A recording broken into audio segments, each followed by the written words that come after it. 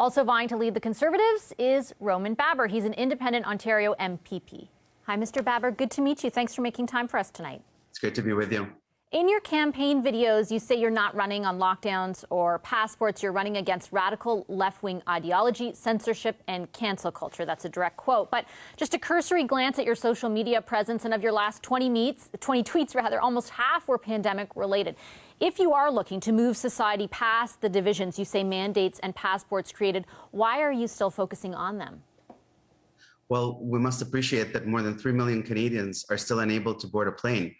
Many Canadians are still losing their jobs because they made a different medical choice. So I don't believe that we're out of the woods, regretfully, and it's important to stand up for the rights of all Canadians. My run is predicated on restoring Canada's democracy.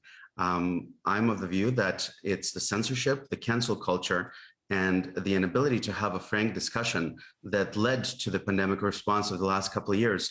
Having sensible conversation is not just good for democracy, it's also good for public policy. And I think that we should continue to talk about the erosion of Canada's democracy. With respect, when you talk about the erosion of democracy and this level of censorship, what specifically are you referring to? Because I know that you, for example, were kicked out of caucus, but you still remained an MPP.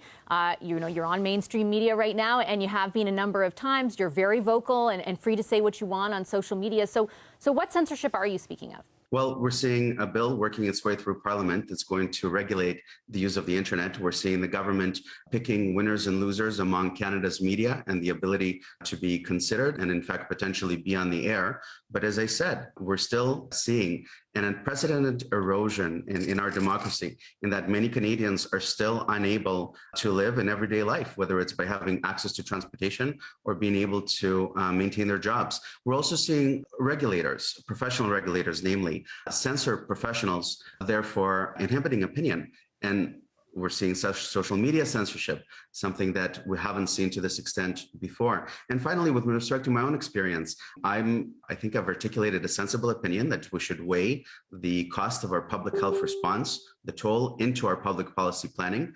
And regretfully, that meant that I had to leave the government caucus. I think that government and our society in general would benefit from greater conversation, not less conversation. And certainly, my job isn't to defend the government in that move, and I understand the concerns that you have around it. But they set forth a set of policies. You didn't agree with them. They felt that caucus support was something that was germane to pushing their agenda forward, to implementing things that they thought, for whatever reason, were in the public good.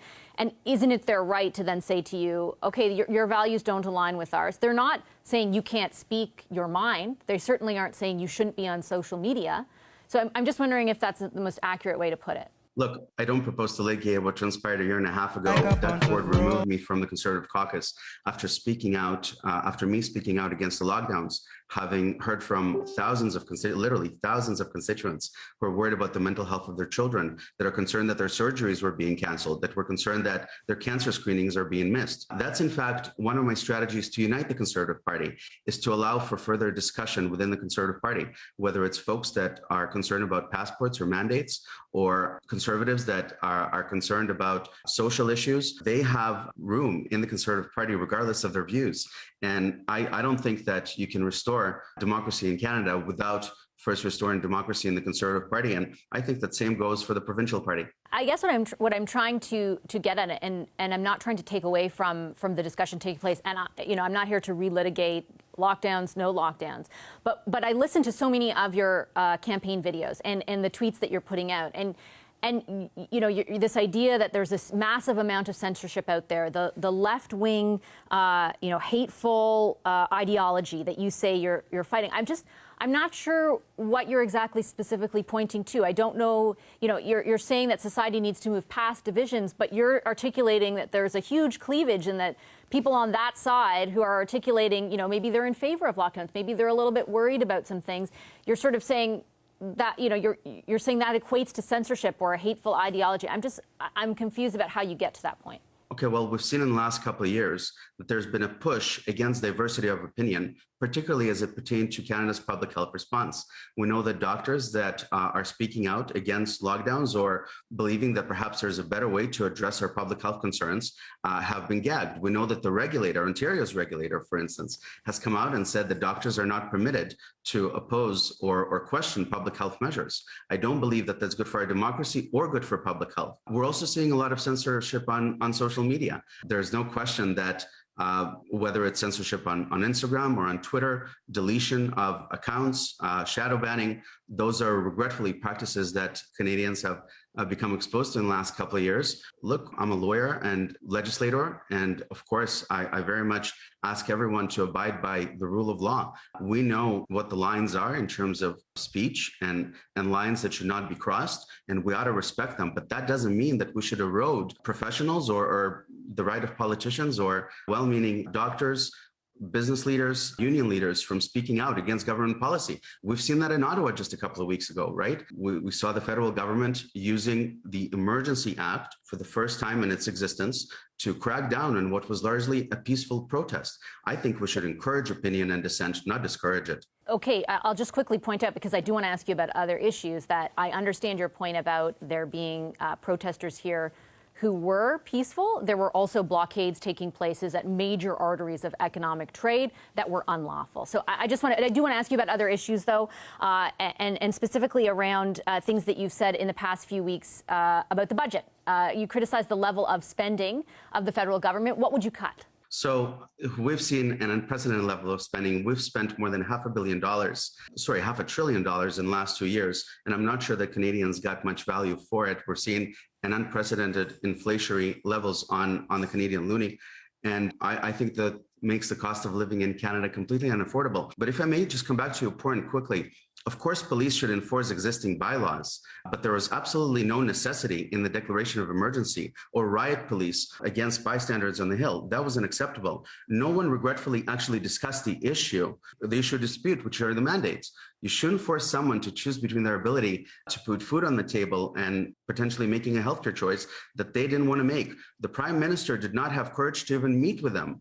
And on February 18th, when the government cracked down on protesters, we did not see any rioting, any violence, any guns, or any resistance. The government tried to demonize the protesters, but on February 18th, I think Canadians saw this was a truly peaceful movement. Okay, just to parse that out, because first of all, you didn't answer my question about what you'd cut, so we'll get back to that in a second. Again, when you're talking about the nature of the protest, there were protests and the convoy was here for 3 weeks. So it's not like those actions were taken immediately by the federal government. There were a number of citizens in Ottawa who vocalized the concern over the effect that it was having on their lives. A number of businesses, in fact, in the downtown Ottawa core who could not operate because of what was taking place. So I take all your points on that, but it's not necessarily as black and white as you're portraying it. And second of all, like I said, you didn't answer my question about your criticism of the level of government spending. I understand the criticism, but what would you cut that the government is spending on? For example, would you roll back the childcare plan? What I think is we're seeing in the last couple of years, aside from the waste that generally we're seeing on all levels of government, waste that have been subjected to at Queen's Park for the last 4 years, I think that it's important to understand that we simply can't continue to spend beyond our means. We have over a 1.2 trillion debt. We're paying $2 billion of interest a month. With rising interest rates, we are essentially robbing future generations. My suggestion is that we have to look at, when I roll out my economic plan, I will suggest that, first of all, we should limit all discretionary spending to the rate of inflation, not higher than that. We should consider looking at the way that government interacts with the provinces and look at potentially the formula, consider needs of various other provinces. But most importantly, I think that we need to look at the revenue side of the ledger as well, and not by raising taxes, but specifically by unleashing Canada's economic potential through a very robust plan for natural resources. I think that Canada's natural resources are a blessing, and I look forward to allowing Canadians to safely and responsibly developing Canada's natural resources to help our economic bottom line. Sorry.